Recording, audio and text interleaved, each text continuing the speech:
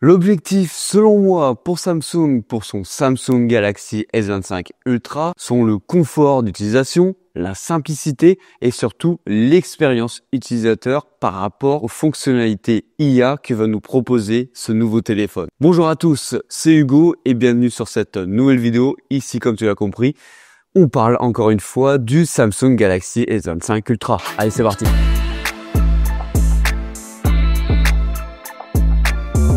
Bien sûr, comme d'habitude, n'hésite pas à t'abonner à la chaîne Gigatop et aussi à venir t'abonner à tous les autres réseaux sociaux. Actuellement, on sait bon nombre de choses sur le Samsung Galaxy S25 Ultra, même s'ils n'ont pas encore été officialisés par Samsung. On connaît par exemple sa puissance et ses résultats obtenus sur Geekbench. On a obtenu un score d'un téléphone sous le nom SM-S938B qui obtient le score de 2627 en single core et 9404 points en multicore, ce qui est un score par exemple bien meilleur que le Oppo Find X8 Pro qui lui a une puce Mediatek Dimensity 9400. Et en parlant de puce, oui, le Samsung Galaxy S25 Ultra aura le Snapdragon 8 Gen Elite. Alors il y a une petite variation au niveau de la RAM selon le stockage que tu vas choisir. Tu as pour la version 256 Go de stockage 12 Go de RAM, pour la version 512 Go de stockage tu auras 16 Go de RAM et pour la version 1 Tera tu auras aussi 16 Go de RAM.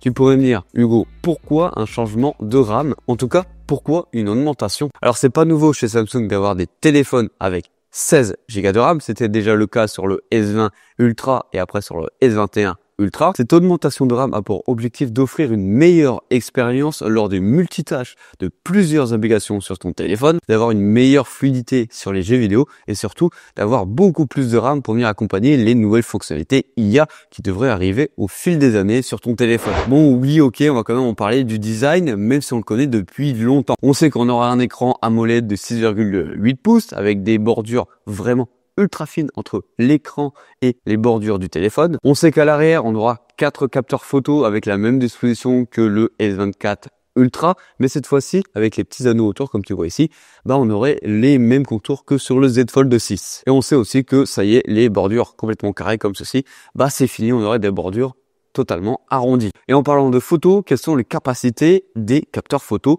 du S25 Ultra? Déjà, en tant que capteur principal, on sait qu'on aura un 200 mégapixels, approximativement le même qu'on a déjà sur le S24 Ultra, mais on a eu des données concernant ce capteur par rapport à des photos prises. Par exemple, on sait que la distance focale est équivalente à un 23,2 mm et qu'il y a une ouverture de f1.7 et que les prises de vue seront en 12,5 mégapixels avec une résolution de 4080 par 3060 pixels. Alors tu pourrais me dire, Hugo, on a un capteur de 200 mégapixels, pourquoi les photos à la fin c'est du 12 mégapixels? Ne t'inquiète pas, c'est déjà la même chose sur les 25 Ultra. Pour en résumer les choses sans rentrer dans les détails, ça vient fusionner tous les pixels pour obtenir une plus belle image en 12 mégapixels. Au niveau de surtout l'objectif, on aura un 50 mégapixels avec un zoom optique x5. On sait qu'on a un deuxième téléobjectif, lui sera de 10 mégapixels d'après les dernières rumeurs et il fera un zoom optique x3. Et pour l'ultra grand angle, on sera sur un 50 mégapixels, c'est le Samsung JN3. En parlant des capteurs, j'ai oublié de te le préciser, mais pour le zoom optique x5, ce sera l'IMX 854. Et sur le capteur selfie, on serait seulement sur un capteur de 12 mégapixels. Niveau charge et batterie, qu'est-ce qu'on sait dessus? Déjà, on sait qu'on aura une recharge 45 watts maximum, on aura une batterie de 5000 mAh et on aura quelques fonctionnalités comme le Bluetooth 5.4, le Wi-Fi 7 et le NFC. Au niveau des couleurs, à quoi peut-on s'attendre? Déjà, on peut s'attendre à un cadre en titane, comme on peut déjà l'avoir sur le S24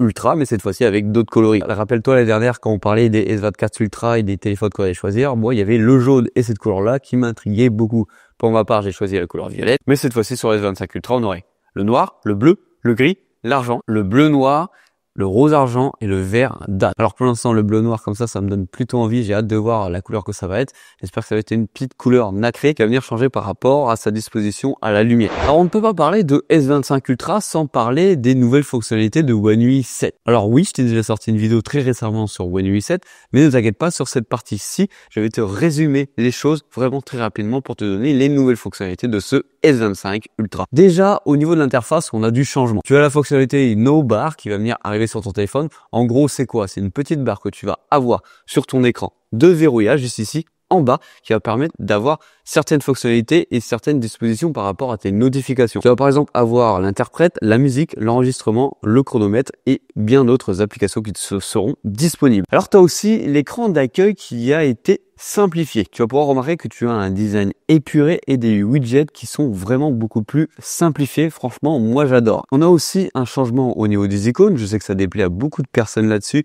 mais moi je trouve que ça concorde plutôt bien avec l'ensemble de ce que nous propose One UI 7. Et on a aussi la refonte directement du panneau de raccourci de ce téléphone. En parlant de refonte, on a aussi la refonte de l'appareil photo qui va venir être simplifié. Oui, je pense que tu l'as compris, c'est le mot d'ordre de One UI 7 et du S25 Ultra, c'est on simplifie vraiment tout. Déjà, tu vas avoir un accès beaucoup plus rapide à toutes tes fonctionnalités et tu as un mode pro qui sera encore une fois simplifié. Au passage, si t'es chaud, n'hésite pas à me dire en commentaire le nombre de fois que j'ai dit le mot simplifié dans cette vidéo. Tu as aussi des fonctionnalités IA qui ont été confirmées par Samsung sur One UI 7.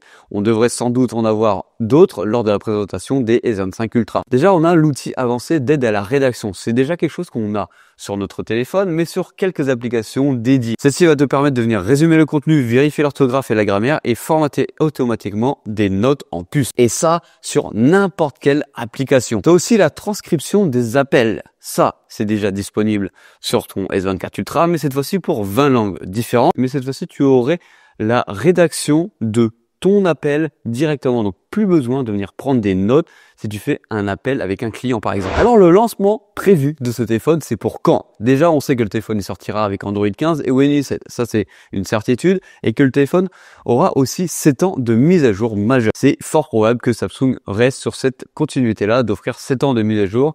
On ne voit pas pourquoi il l'aurait fait sur les S24 Ultra et que sur les S25 Ultra, il ne le fasse pas, sachant que les concurrents comme Google, eux, proposent tout autant. Alors, on a eu plusieurs dates ces derniers mois de présentation. Déjà, on a eu le 5 janvier, ce qui tombe un dimanche et ce qui est très peu probable. La date la plus réaliste, c'est le 22-23 janvier à San Francisco. Alors, je dis le 22 ou le 23, ça dépend vraiment de l'heure de présentation de ce produit-ci. Et pourquoi cette date-là est beaucoup plus probable? Car elle tombe un mercredi, ce qui est dans l'ensemble une grosse habitude de Samsung de présenter leurs produits un mercredi. Petit aparté que j'ai pu remarquer pendant le montage, on vient d'avoir les prix qu'on devrait avoir sur les Galaxy S25 et même le S25 Ultra.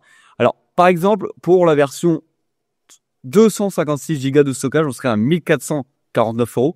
Pour la version 512 Go de stockage, on serait à 1569 €. Et pour la version 1 Tera, on serait à 1809 €. Donc, si tu l'as bien compris, on est pratiquement sur des prix qui sont pratiquement les mêmes que les S24 Ultra. Donc, si c'est vraiment ça, c'est une bonne nouvelle.